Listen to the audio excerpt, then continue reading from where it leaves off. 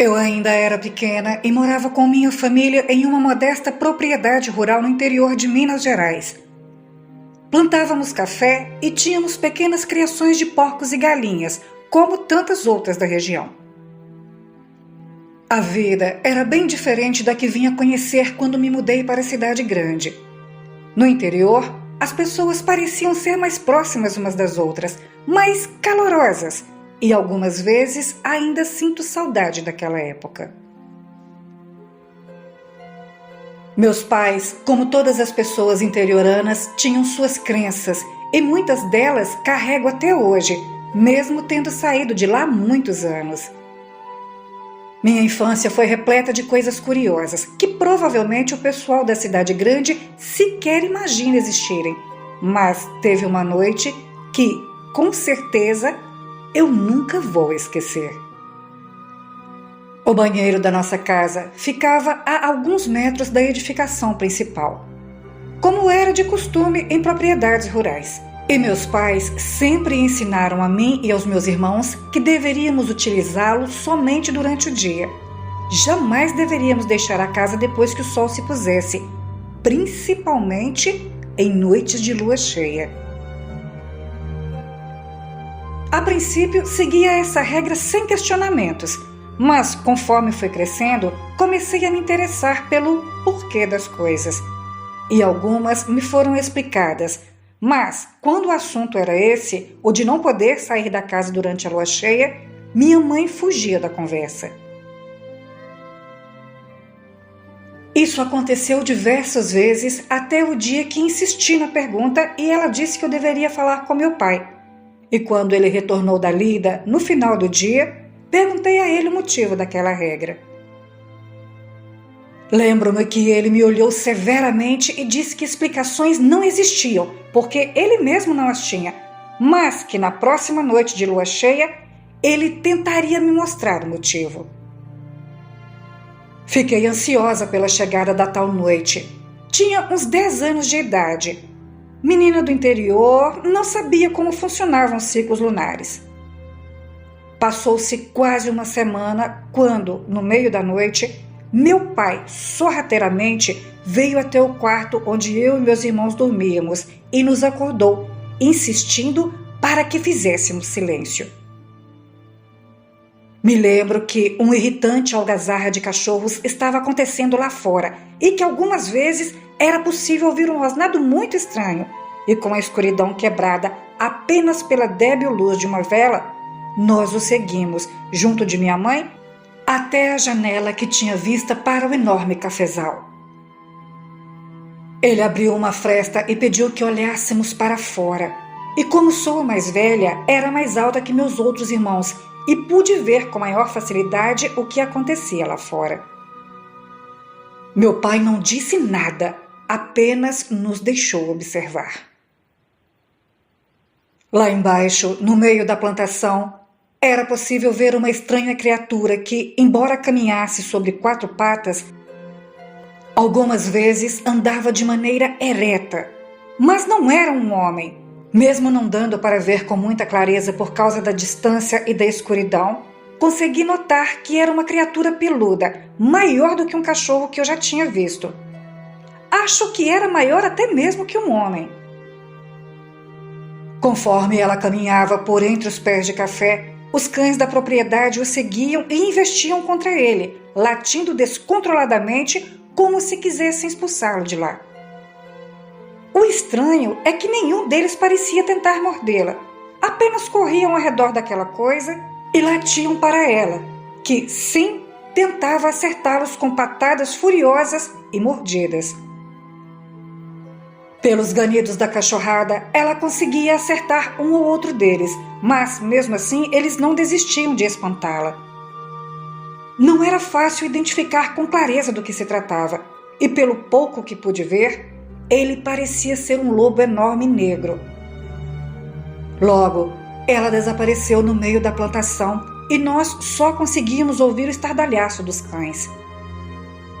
Meu pai fechou a janela silenciosamente, agachou diante de mim e dos meus irmãos e nos disse: "Aquilo que vocês viram lá no cafezal É um lobisomem.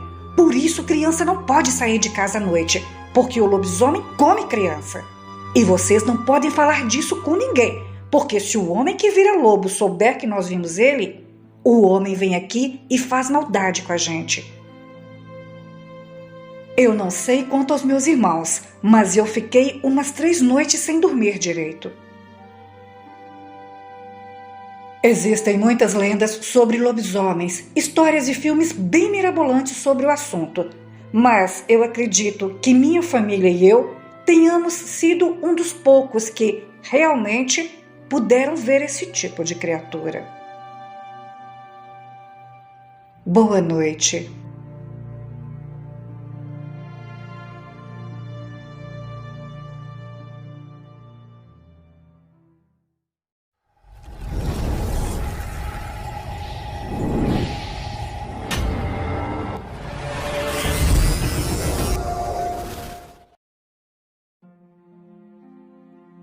Há alguns anos, desde o falecimento do meu pai, minha mãe e minhas irmãs tinham começado a frequentar uma igreja evangélica que abriu perto da casa em que morávamos.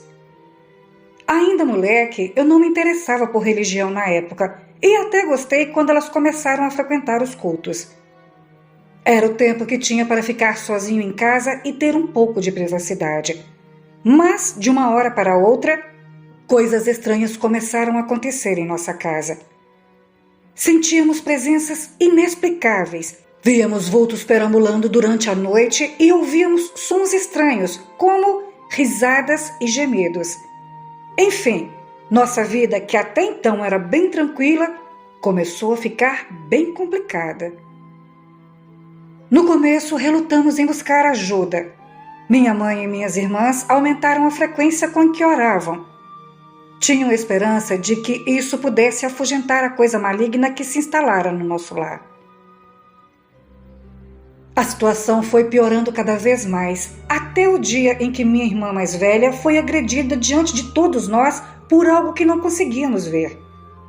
Foi durante o jantar, logo após elas terem voltado do culto.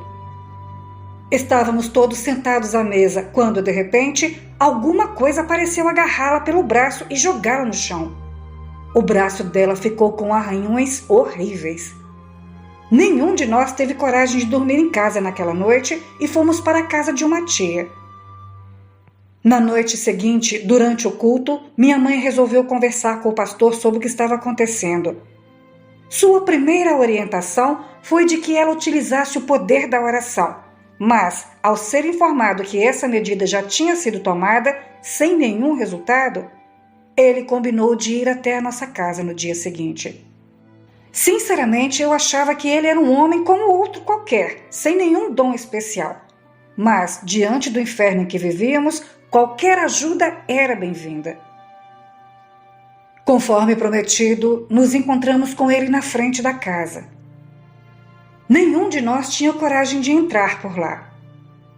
Ele chegou logo no início da tarde e, assim que entrou em nossa casa, disse que ali havia uma presença que não queria ele lá. Honestamente, eu fiquei todo arrepiado quando ele disse aquilo, embora continuasse achando que ele fosse um homem como outro qualquer. O pastor caminhou lentamente pelos cômodos carregando um exemplar de Bíblia diante dele como se fosse um escudo. Nós o seguíamos todos em silêncio, enquanto ele orava baixinho e perambulava de lá para cá, até que ouvimos um estrondo vindo do meu quarto. Ele perguntou quem dormia nele e, assim que foi informado, me olhou com um ar de reprovação, como se eu fosse culpado pelo que estava acontecendo.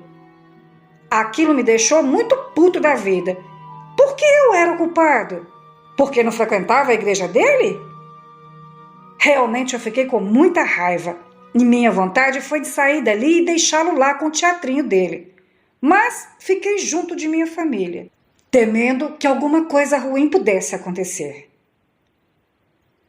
O pastor entrou no quarto e desapareceu na escuridão. A janela estava fechada e ele não se preocupou em acender a luz, e assim que entrou, a porta fechou furiosamente como se alguém a batesse. Ficamos nos olhando, minhas irmãs abraçadas a minha mãe apavoradas, enquanto eu aguardava os próximos acontecimentos. tudo estava silencioso. O que ele estaria fazendo lá dentro com tudo escuro? Com a janela fechada, não dava para ver muita coisa. O quarto era meu e eu sabia como ele era. O silêncio, que durou quase 1 minuto, foi subitamente cortado pelos berros do pastor. Estrondos, risadas e gritos vinham lá de dentro. Dava para perceber que alguém tentava abrir a porta e provavelmente era o pastor, mas ela parecia trancada. Como? Nenhum dos quartos tinha chave. Não tinha como alguém trancá-la. Aquela algazarra já prosseguia por alguns minutos. As mulheres choravam desesperadas e eu, sinceramente, não sabia o que fazer. Quando, finalmente, ouvi o pastor implorar por socorro e eu corri até a porta e abri com um chute. De relance, pude ver uma criatura horrível, como um homem deformado, agarrado à garganta do pastor. Não sei se foi pela minha presença ou pela entrada de pouca luz que vinha do corredor, mas a coisa soltou o religioso e desapareceu no meio da escuridão. E apavorado, sem dizer uma palavra sequer, o pastor saiu correndo do quarto, passou por nós e foi para o meio da rua. Imediatamente, minha mãe decidiu que teríamos que nos mudar dali e assim o fizemos, passando algumas semanas na casa de minha tia. Levamos apenas o essencial, mas tive que entrar no meu quarto para pegar pelo menos minhas roupas. Cada instante dentro daquele que por toda a minha vida tinha sido meu lar, acabara se tornando extremamente angustiante. Parecia que algo ruim poderia acontecer a qualquer momento. Jogada no chão, eu encontrei a Bíblia que o pastor carregava toda rasgada e com manchas que pareciam ser de sangue. O pastor nunca mais apareceu na igreja que minha mãe e minhas irmãs continuaram frequentando, e até hoje o paradeiro dele é desconhecido. Teria ele enlouquecido ou estava envergonhado por ter tomado consciência de que era apenas um homem como outro qualquer? A casa em que morávamos ficou abandonada durante muitos anos. A história de que o demônio havia se apossado dela se espalhou por toda a vizinhança e as pessoas tinham medo até de passar na frente dela. Mas um cara acabou comprando ela, sem dar ouvidos às histórias a respeito do lugar. A casa foi derrubada e no lugar dela foi construído um estacionamento. Eu não sei explicar o que aconteceu na nossa casa, se eram espíritos ou demônios e o que teria atraído essas coisas para lá. Mas eu espero nunca mais voltar a ver aquilo que estava quase matando o pastor e muito menos vivenciar aquele inferno pelo qual minha família e eu passamos. Até hoje, nunca mais coisas do tipo voltaram a acontecer com a gente. Não sei se os demônios ou espíritos continuam assombrando o local. Se estiverem, devem estar se ocupando dos carros que ficam no estacionamento. Como eu não sou cliente de lá, vai saber, né? Boa noite.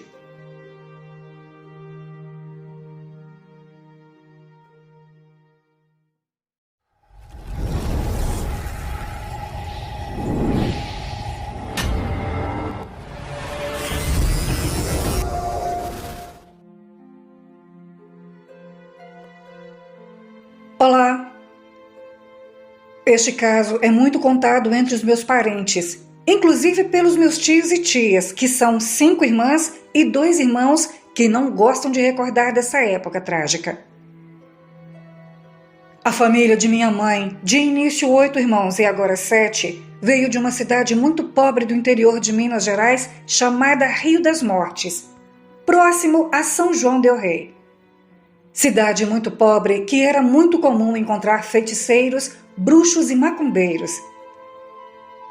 Há uns 50 anos atrás, quando a família de minha mãe ainda morava nessa cidade, minha avó, que estava grávida de gêmeas...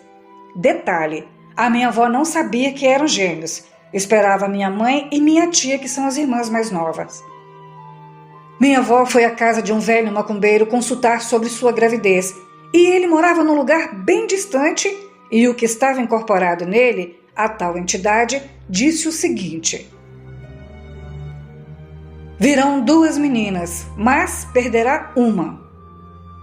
Minha avó, de pouca escolaridade, não entendeu nada e ficou atônita, e o médium ainda acrescentou: existe algo dentro de sua casa que fará muito mal à sua família. Vasculhe tudo, encontre e jogue tudo que parecer inútil fora. Detalhe: este senhor nunca soube onde minha avó morava, porque era muito distante e também não tinha contato com nossa família. Minha avó vasculhou a casa e não achou nada, e não deu mais importância ao que aquele senhor disse, e também não voltou mais lá. Alguns meses se passaram após a consulta com o tal macumbeiro. A família estava jantando na cozinha, e na época eram 3 irmãs e um irmão, e quando ouviram um grito na sala, todos correram até lá e se depararam com a irmã mais velha de minha mãe, que era chamada de Aparecida, sozinha, desmaiada e gelada. Correram, levaram-na a um hospital na cidade que ficava quase a 1 hora com muito sacrifício, mas ao chegar lá foi dada como morta por um mal súbito. Lugarejo pobre, sem recurso, tudo distante, e foi um desespero só. Após enterrarem a filha mais velha, minha avó decidiu voltar à casa do pai de santo e ainda grávida de gêmeos, querendo saber o que havia na casa dela, pois não havia encontrado nada e estava tudo dando errado lá. E o mesmo também não soube explicar e nem fazia ideia do que era. Aquele senhor decidiu ir com minha avó, já então falecida, até sua casa. Ele não sabia onde era, pois era muito bem escondida e muito longe, e só de carro ou várias horas de carroça, em plena roça, e pouca gente tinha acesso. Reviraram a casa toda, e sem mais o que fazer, resolveram cavar o chão da casa, debaixo do tapete, já que a casa era de chão de terra batido e muito fácil de cavocar. Desenterraram vários pontos da casa, até que, em um ponto, acharam um tufo de cabelo, unhas com o nome de Aparecida dentro, de um mini caixão enterrado no meio da sala. O pobre homem ficou assustado. Quebraram todo o resto do chão da casa para ver se tinha algo mais, mas não foi encontrado mais nada e resolveram mudar de lá de imediato, com medo daquela casa macumbada. O tal velho resolveu jogar para saber a origem da macumba e descobriu que havia uma feiticeira que queria destruir a família de minha avó. Mais tarde, descobrira-se que o meu finado avô tinha um caso com uma mulher próxima à família, uma prima de 3º grau, e não queria mais nada com ela. E a mesma era muito adepta do candomblé e também conhecia ritos de magia negra, mas aparentava gostar de todo mundo na casa e nunca levantou suspeita, já que era querida por todos e tinha acesso à casa mesmo quando não havia ninguém, por ser alguém de confiança, para limpar, cuidar das crianças enquanto minha avó estava fora. Quase ninguém sabia do lado mal desta mulher. Por fim, pressionaram a mulher e a mesma fugiu sem dar explicações. Não se soube mais dela e a minha família decidiu ir embora depois de tanta infelicidade e tentar a vida em outro lugar, que é a cidade onde vivo atualmente. Minhas tias mais velhas que presenciaram tudo dizem que não esquece a cena do caixão, tufos de cabelo e a irmã morta naquela velha casa. Boa noite.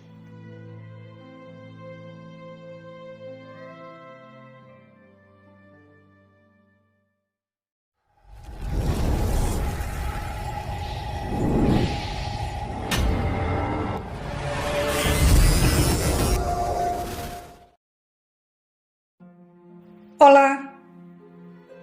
Minha bisavó e meu avô contam que há muitos anos atrás eles moravam em uma fazenda no interior do Paraná e a família era grande e cada dia era vez de um buscar água em um poço que ficava próximo a um campo onde tinha uma cerca com alguns gados. Minha bisavó conta que nem ela e nem os irmãos mais velhos permitiam que os irmãos mais novos fossem sozinhos, sem a companhia de um adulto. E um dos que fazia parte dos mais novos era o meu avô. Meu avô, com seus 12 anos, não gostava de ser protegido e já queria se tornar um homem. Até que um dia, minha bisavó não se sentia bem e estava só ela e meu avô.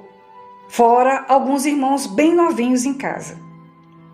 Os filhos mais velhos trabalhavam na fazenda para colher o plantio e, não tendo opção, pediu para o meu avô, que era o mais velho dos irmãos que estavam presentes em casa, para buscar um pouco de água. Ela explicou um outro caminho, um pouco mais longe, mas que daria para o poço. E o meu avô, muito teimoso, a desobedeceu e foi para o poço mais próximo. Chegando lá, viu uma garota atrás da cerca onde ficava o gado. Todos que passaram por essa experiência, inclusive os irmãos e tios do meu avô, relatam que ela tinha aproximadamente uns 8 anos de idade, cabelos escuros e um vestido florido, e sempre chamava a pessoa pelo nome. Meu avô, sendo muito inocente, pediu para ela sair dali por ser arriscado, pois haviam muitos animais grandes ali e ela se recusava. E ele tentava fazer amizade com aquela garota, mas ela apenas dizia as seguintes frases: "Quero ir na sua casa, mas meu pai é bravo. Não posso sair daqui." E meu avô falava que conversaria com o pai dela para deixar ela brincar e até levaria minha bisavó para convencê-lo. Meu avô, muito inocente, chegou perto da cerca e estendeu a mão para a garota.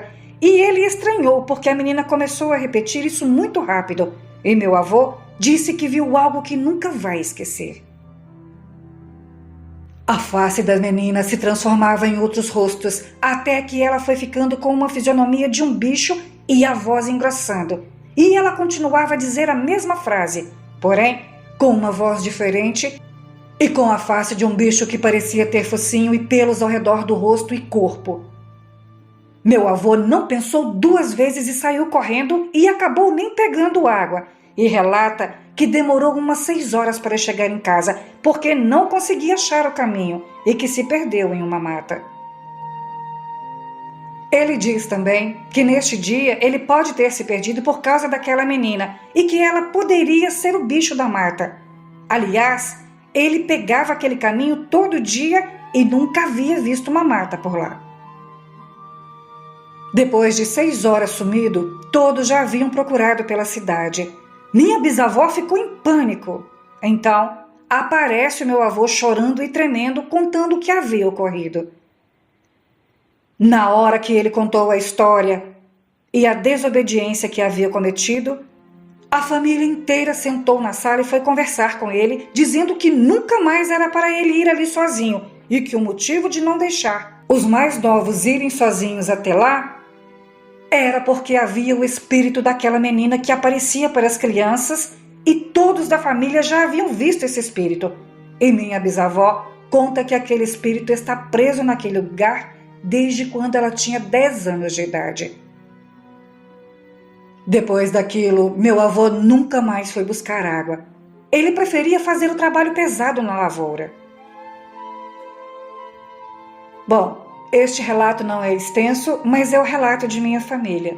Eu espero que tenham gostado. Ah, tem outra coisa. Com alguns dos irmãos do meu avô aconteceu quase a mesma coisa. A diferença foi o tempo que ficaram desaparecidos. Boa noite.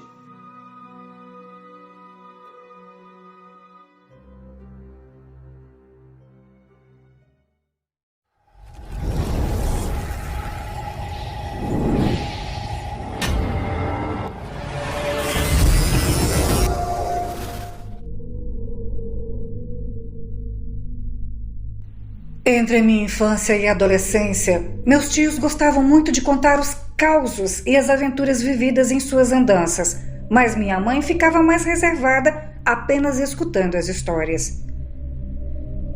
Um dia, ela contou para nós um acontecimento vivido no interior do Maranhão, precisamente na cidade de Penalva.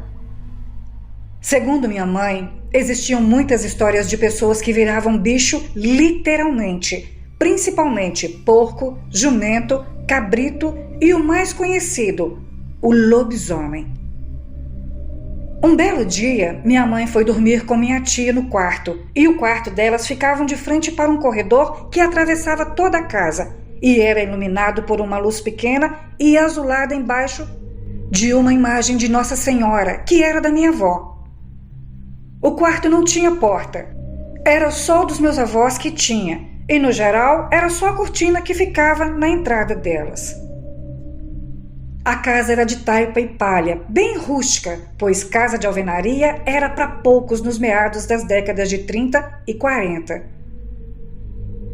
Como fazia calor no dia, elas foram dormir em redes e amarraram as cortinas para facilitar a entrada do ar no quarto.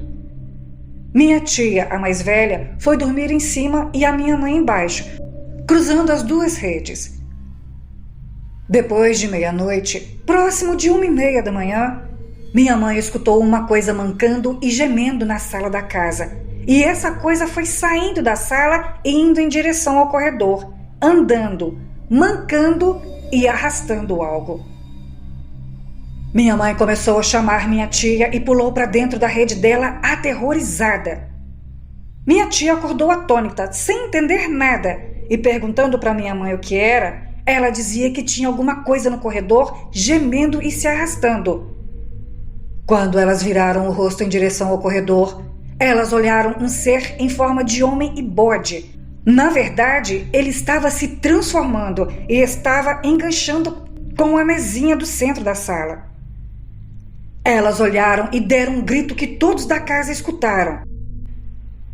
O ser correu em direção à cozinha e conseguiu arrebentar o muro de taipa e fugir para o matagal. Quando meu avô levantou com o facão na mão, ele viu um buraco na parede da cozinha e um na parede da sala. Só que o da sala estava escavado. Ele escavou o da sala sem fazer barulho e começou a transformação embaixo da mesinha de centro. Meu avô ainda saiu para o quintal, mas não viu nada, só a mesinha no quintal. A minha mãe não ia mentir para mim, e ela não contava essa história para ninguém, pois poucos acreditavam e ela não gostava de se passar por mentirosa. Não se sabia quem era aquela pessoa, mas com certeza alguém que virava bicho entrou na casa dos meus avós naquela noite. E se não fosse a minha mãe acordar para ver o que estava acontecendo, sabe-se lá Deus o que poderia acontecer depois. Nos interiores do Brasil tem muitas histórias e histórias mirabolantes. Uns contam a verdade, outros inventam, mas é gostoso quando falta energia ou quando vamos para o interior e acendem lamparinas ou velas e os mais velhos contam histórias de suas aventuras e acontecimentos sobrenaturais. Bom, é gostoso quando não acontece com a gente. Boa noite.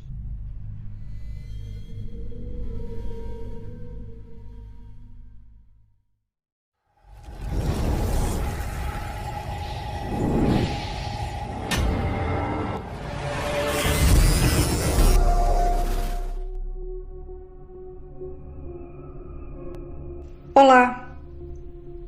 O que eu contarei a seguir aconteceu por volta de 2007, enquanto eu ainda trabalhava na rua. Hoje em dia, só trabalho no administrativo. Eu fazia patrulhas em rodovias e a minha área de patrulha era uma rodovia que ficava em Minas Gerais, logo após a divisa com São Paulo, e por questões pessoais, não vou revelar o meu nome. Era mais um dia de serviço normal.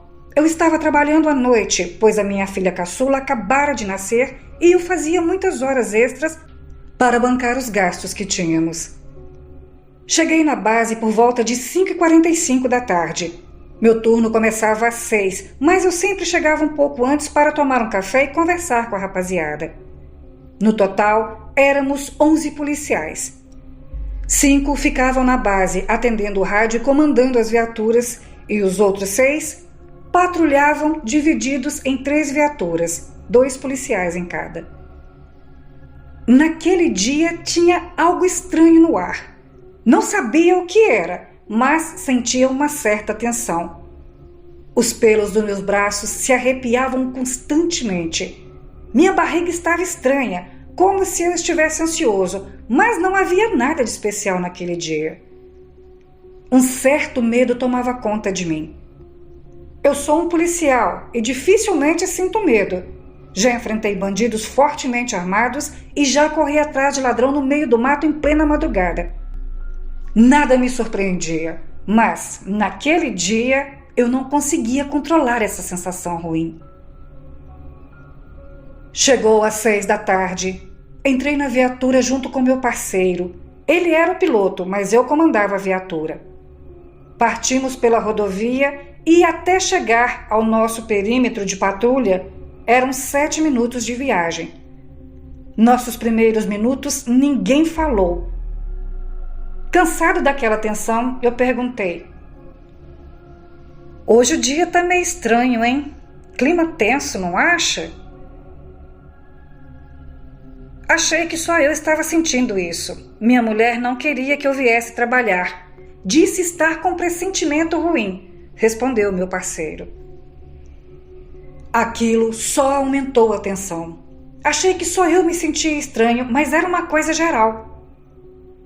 Chegamos ao nosso perímetro e iniciamos a patrulha.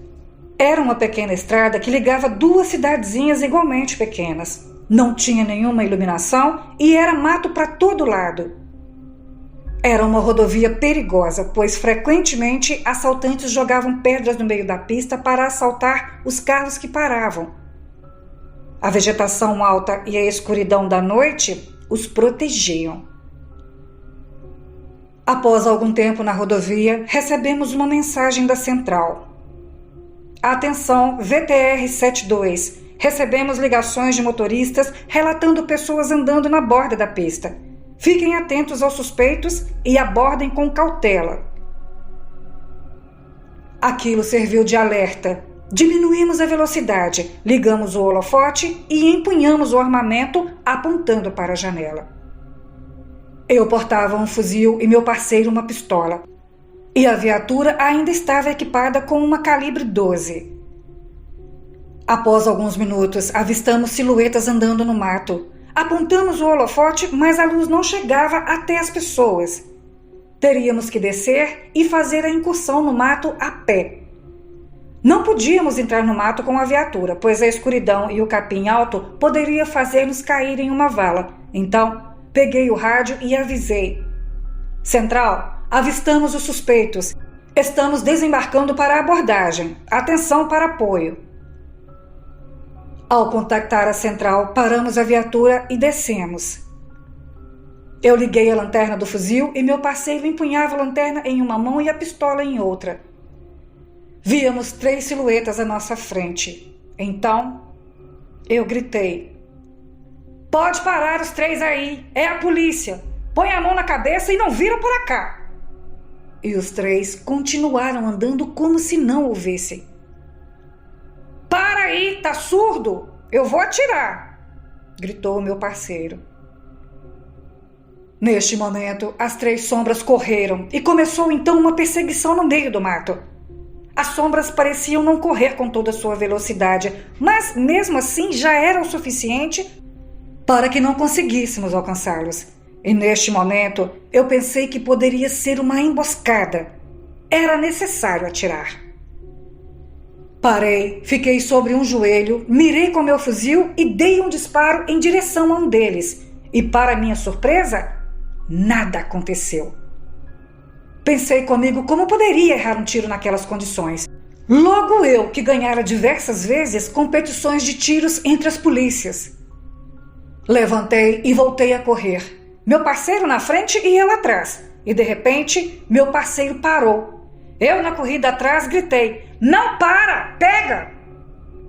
Ele não se mexeu. E quando consegui alcançá-lo, tive a maior surpresa da minha vida.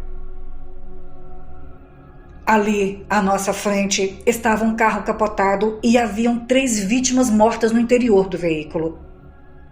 As silhuetas que vimos correr lembravam o porte físico das vítimas. O carro estava destruído.